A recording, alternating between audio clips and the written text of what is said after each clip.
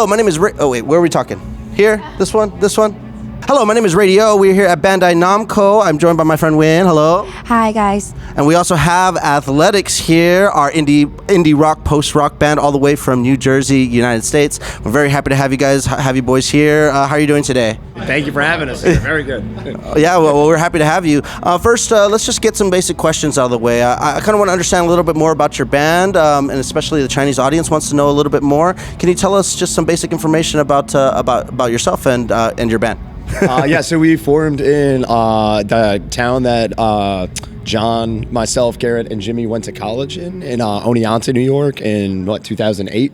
And what started as kind of like, I guess, a solo endeavor for Garrett quickly turned into a conglomerate like songwriting band. I guess that's what we're called. We just basically we were friends first, hung out in college, partied together and had classes together, and John and Garrett lived together, Jimmy and I lived together, and basically all kind of spurred from that. And then when a few years later when we moved down to Jersey and like made all that home for all of us, at least for a partial amount of time, Zach joined the band and has been with us ever since 2011.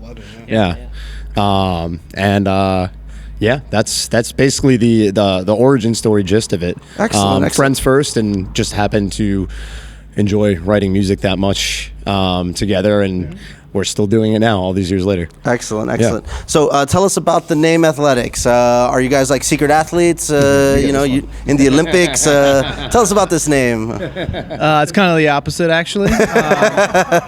Yes, so... Athletic drinkers, huh?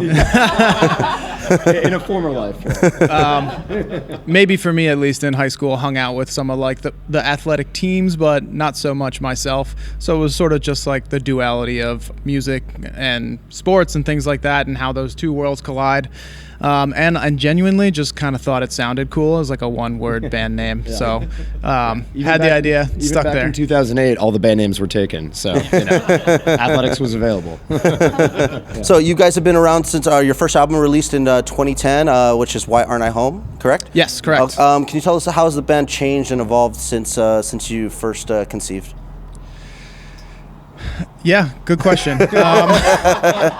One member, so Zach joined after that. Yes, for sure. I think generally speaking, Why Aren't I Home, our first record was definitely a collective, if you will. So songwriting coming from all different angles, all different types of songs, and then on Who You Are Is Not Enough, it's more of like a one stream, sort of like the idea was it's one song split up into multiple parts.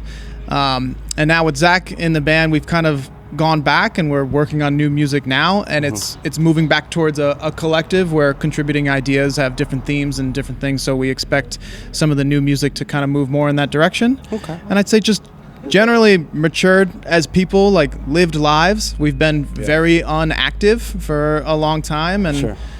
Some of what's happening here in China and coming on this tour, it's like really like sparked some new energy into us, and we're recording and doing a lot of things and getting back together. So you have families now, right? Children, yeah, a lot, Exactly. So I have 4 kids.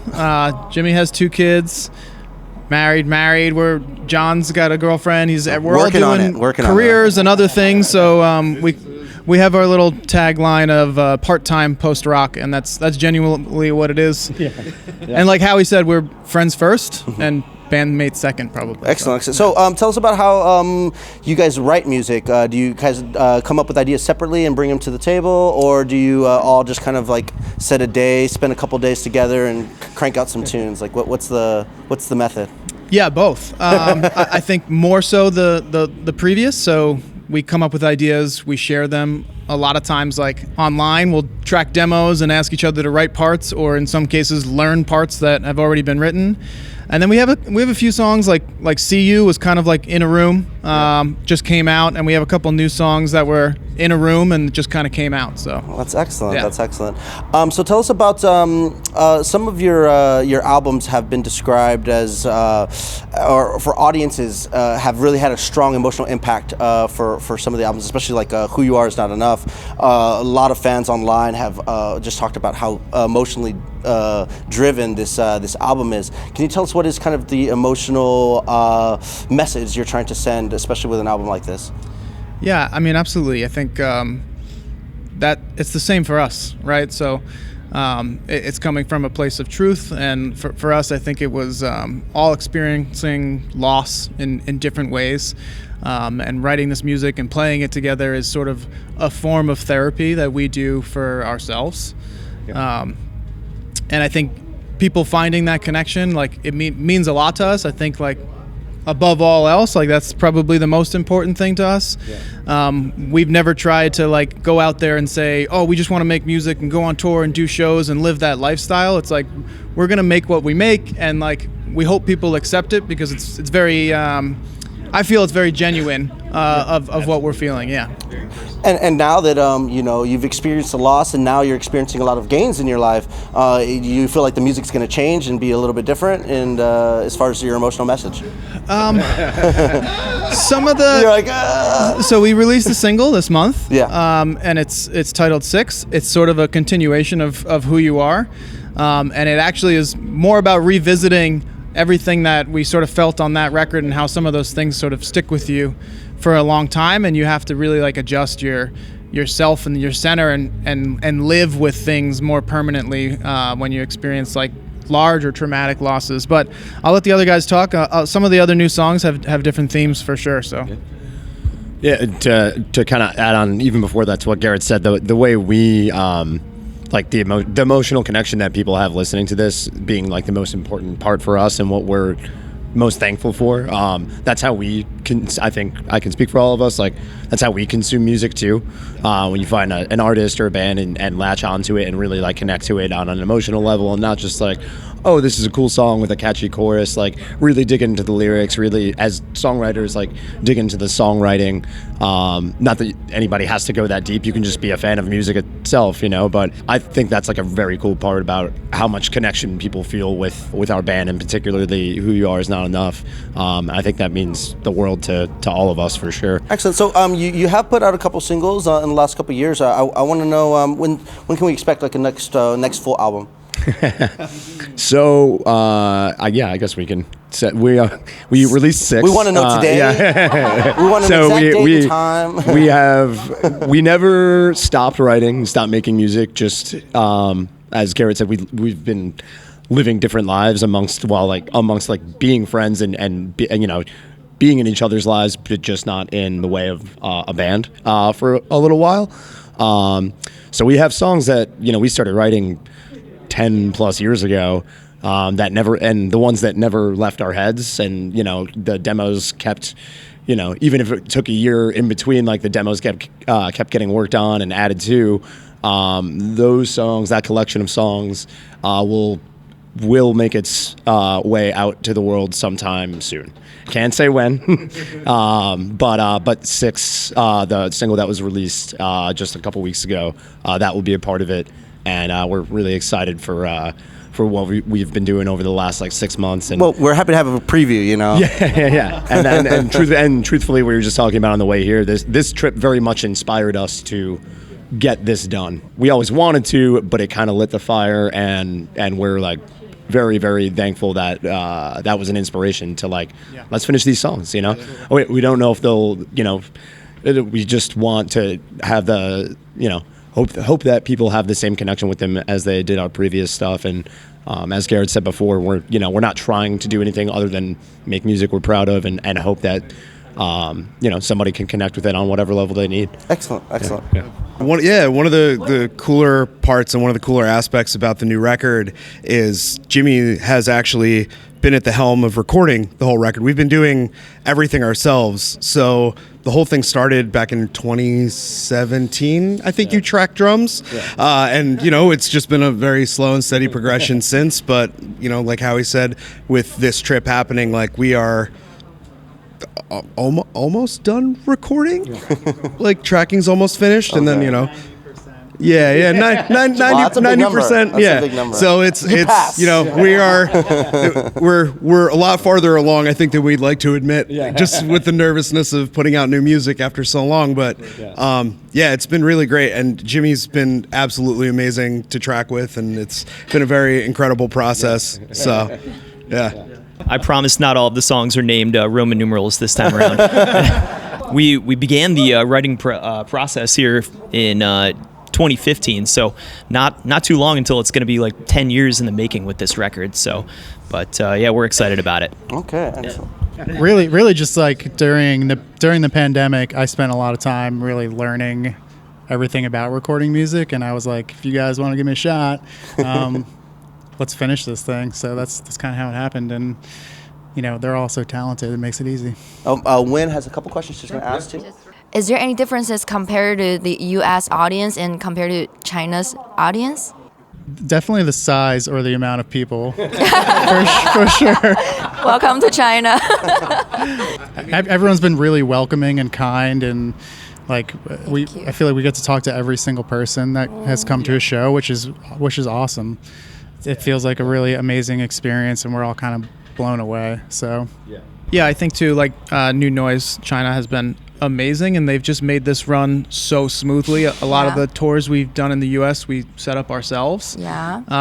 So there's a lot more for us, like running around and like doing all the organizing, and so we've got to connect, I think, with fans a little bit more on this, because we weren't so busy doing all the operational stuff. So Chen Chen and Jeff and Chun and Muto and everybody who's helped so far with New Noise has just been incredible, and so it's just made the experience that much more personal with the fans here, I think. I feel like because we asked different bands before, like how it feels to be, like the differences in between like different country and different, so I feel like I'm glad like China can leave you guys a really good experience. We've had nothing but the best experience since our feet touched the ground here. We've all played, obviously we played in this band together, we toured a little bit in the US, we've all played in other bands and toured, and it's to simplify the answer, like it is just different, but the fact that everybody is so very much seemingly like emotionally invested and like very attentive to the music that's being played, and we can see it from fans here, like watching other the videos of fans watching other bands, and not just us, because we wanted to see like what does it look like at a show there, before we came over here, and it is, but it is just, it's very like it feels very welcoming, and it feels like people like very genuinely want to be a part of an experience, and not just go see a band, go see an artist. Like it is a whole, it's a whole event that feels really cool to us from the stage side of things. Okay, thank you. Okay. I have some good ones waiting for you guys. Okay, so if you guys are in the cooking competition, who's going to be the chef, and which signature dish you guys are going to cook? Not me. I'm making the coffee. I'm just assuming. Well, John definitely would be making coffee, and chef. Make some cereal. You know what? I don't think there's a chef in this group. There is not a chef in this group. He's very good at grilling. I'm good. Yeah, I'll. Yeah. All right. I'll take over that. I'm gonna vote Sure. Howie. I'm gonna vote Howie. I think. I make good breakfast. That's it. I can only make breakfast. Eggs and bacon. It's gonna be a grilled breakfast. Okay, so next one. If you guys are stranded on the desert, and who's going to be the first member start a fire, and who's going to be the first member find food? Fire. I'm going with Garrett to start a fire, because he's. I'm going to go ahead and say Garrett's very much has a leadership role, and he has kids. So I think you just have like you have a gun ho, like responsible, like I have to. All right, my other children, I have to take care of them. And finding food, I'm going to put on me. I'm hungry a lot. And good at grilling, huh? Which is good for good. Yeah. If Garrett starts a fire, I can grill, so it'll be good. Okay, perfect. Okay, so if you guys can choose any artist to collaborate with, like alive or dead, like which one would you choose? So we were inspired by this band called Moving Mountains when we were in our formative years as a band. Yeah. And you got to check them out if you haven't checked them out. They're not a band anymore. If they did anything, would love to collab with them. Yeah. I would love to collab with one of the guys from Oasis, but I don't think that's going to fit our vibe here. So. Roll. Thank you. Yeah. Yeah, I mean, I that's such a tough question. I feel like there's like Explosions in the Sky is obviously, I mean, we all love that band, but that band really does mean a lot to me. Like saw them in Central Park the day that I knew I like fell in love with my wife. So it was like, they mean a lot to me. Both good answers. Now I'm on the spot. Honestly, actually, this is easier than I thought. Probably like one of when we had all first met in college and started first becoming friends. John and Garrett both introduced me to a lot of music that I had like really no idea existed. Even though I listened to music in the same world as these bands, but one band we all find a lot of lyrical inspiration from is the New Amsterdams. Yeah. Matt Pryor from the Get Up Kids. One of his endeavors, and just listening to that collection, like that discography, through college and now almost 20 years after, it's that was like super important to me, and incredible songwriter, and kind of led me to be friends with all these guys. So Agree with the Moving Mountains answer, and we have worked with Greg on production before, so like we got a little bit of that. And I think for me, Pedro the Lion, he's got a very different style of songwriting. It's not the way I do it, but it's one of my favorite styles, so I'd love to learn from him. Somewhat adjacent to us, probably the most adjacent out of my choices, Balance Composure. John Simmons, I would love to collab with him. John actually sent me Separation, and it came to me at like the most important time that I needed it, so yeah. All right, Athletics, thank you so much for talking with us. Thank you. We really appreciate you being here, taking the time. I know you got to rush the sound check. You have a big day today, so thank you so much for speaking with us. Yes. And we're going to catch our show. We're happy to see you, and we're happy to meet you. Okay? Yes, thank you. Yes, thank you. Thank you guys. Yeah, thank you very much. Of course. Oh, damn, this one kept down. So much. Thank you. Of course, thank you guys. Of course, thank you guys. Have a good show. Of course. Nice to meet you guys.